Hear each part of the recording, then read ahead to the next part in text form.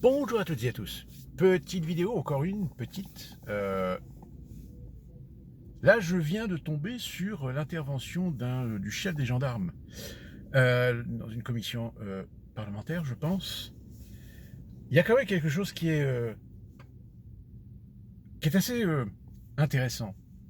Il a prétendu que un engagement de la France, exemple Macron qui voudrait s'engager contre la Russie, pourrait soulever un mécontentement de la part d'un certain nombre de gens.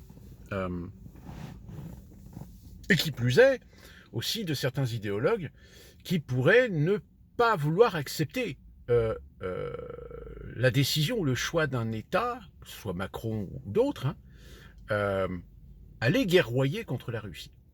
Eh bien, le chef des gendarmes a dit qu'il faut se préparer dès maintenant à devoir faire de la répression physique contre une partie du peuple français qui pourrait être en désaccord avec la décision légitime d'un président ou d'un gouvernement ou d'une assemblée. En gros, le mec vous dit, de toute façon, s'il y a des Français qui ne sont pas contents, s'ils descendent dans la rue, hop, répression. Et on leur tape dessus. Je ne suis pas certain qu'il y a des gendarmes qui aujourd'hui sont d'accord avec ce que leur chef vient d'annoncer.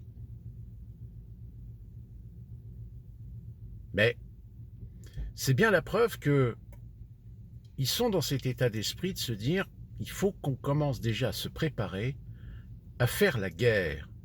Pas la guerre à la Russie, mais la guerre à notre propre peuple. Ou tout du moins, à une partie de notre propre peuple. Le fait que ce commandant, ou général, je ne sais pas, je ne pense pas qu'il y ait de général dans la gendarmerie, est une pièce d'un puzzle où on vous avertit, pas que moi, mais plein d'autres, que petit à petit, ils sont en train tout simplement d'essayer de donner une légitimité à une partie du peuple, que cette partie du peuple, un jour ou l'autre, leur donnera les pleins pouvoirs. Alors on parle évidemment de l'article 16 pour le président de la République, on parle d'une insurrection, on parle de résistance, que l'on qualifiera, comme je vous le rappelle, de terroriste. L'appareil juridique étant déjà prêt et disposé concernant des individus qui pourraient éventuellement commencer à agir de façon un peu plus brutale que par une voie classique qui en réalité ne sert à rien puisque de toute façon, on le sait, toute la sphère institutionnelle est verrouillée. Donc voilà, encore une fois de plus, une preuve, s'il n'en faut, que de toute façon, l'objectif, c'est de soumettre le peuple français et finalement le soumettre au point qu'il ne puisse plus réagir, qu'il ne puisse plus rien faire contre des décisions, y compris la décision qui est, à un moment donné, de transférer certaines souverainetés à l'institution supranationale de l'Union européenne, qui, je le rappelle, est en process actuellement de mise en place. Donc maintenant, j'ai envie de dire, voilà, ça y est, vous êtes prévenus. Vous êtes prévenus. Et s'ajoute à cela, évidemment, les conflits civilisationnels, moi je le qualifierais d'une manière générale, dont les faits divers aujourd'hui s'accumulent encore à Lille. Ces personnes multirécidivistes, connus des services de police, certains en UQTF, certains des Français,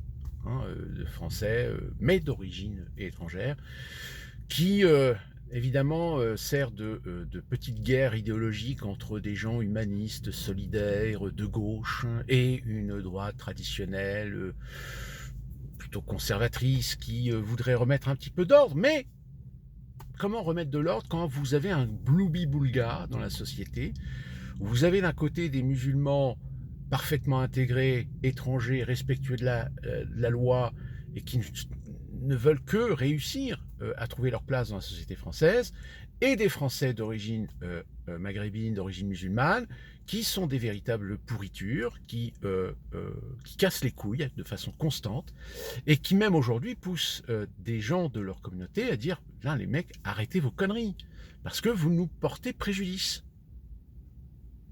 Si aujourd'hui un jeune qui s'appelle Rachid MKR ne trouve pas de boulot parce qu'il a un nom qui est de la consonance arabe, allez chercher la raison. Mais on va vous dire c'est de l'islamophobie, c'est du racisme systémique. Toujours l'art et la manière de la gauche d'essayer de planquer en fait la réalité sous le tapis. On va pas y revenir, on en a déjà parlé, de toute façon je pense que c'est totalement évident. Ils cherchent de toute façon la soumission du peuple français par quelque moyen que ce soit, par la bordélisation, par le conflit civilisationnel, culturel, idéologique, religieux aussi. Ce qui est génial, c'est que on critique Trump, mais Trump est le seul président à avoir parlé des massacres qui se passent au Soudan actuellement contre les chrétiens. Où sont les Macron, les Feloni, je ne sais plus le nom du chancelier allemand. Enfin, voilà. C'est de la géométrie variable. Sauf que cette géométrie variable, même sur les réseaux sociaux, ça se voit de plus en plus. À tel point qu'ils sont dans des contradictions.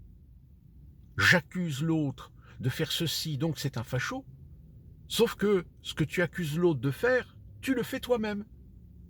Tu insultes, tu dénigres, tu traites. Pour en arriver là, il y a bien une haine. Donc, assume ta propre haine avant d'accuser la haine de l'autre. Ça me paraît logique. Mais c'est ça le problème, c'est que les gens de gauche n'assument pas le fait de lutter à armes égales, c'est-à-dire d'utiliser exactement les mêmes procédés qu'ils accusent d'être chez les gens d'extrême droite. La médiatisation, la communication, le narratif, l'argumentation, les faits.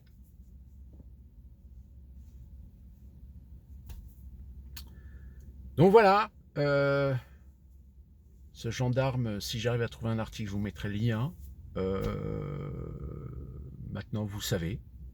Donc, mais pareil, je continuerai à alimenter ça pour que vous en preniez bien conscience. Et d'ici là, qu'on se retrouve très prochainement pour une nouvelle vidéo. Que puis-je vous dire d'autre? Bonjour, puis du mieux.